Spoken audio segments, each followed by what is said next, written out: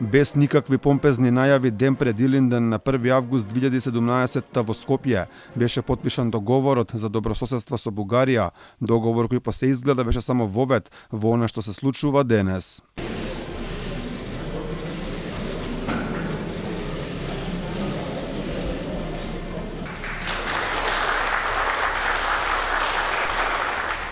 Својот параф на овој договор го ставија поранешните премиери на двете земји, Зоран Заев и Бојко Борисов. Иако не се очекуваше да биде така, договорот на крај стана најголем проблем за Македонија и моќно оружје на Бугарија да не блокира на европскиот пат, но што доведе до оваа ситуација, тоа сигурно е и потпишувањето на Преспанскиот договор.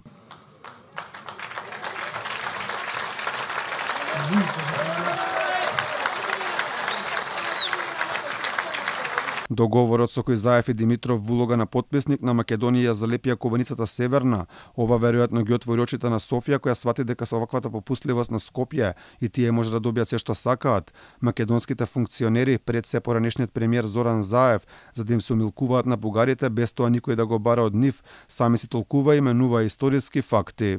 Тоа не е така, Бугарија не е фашизам.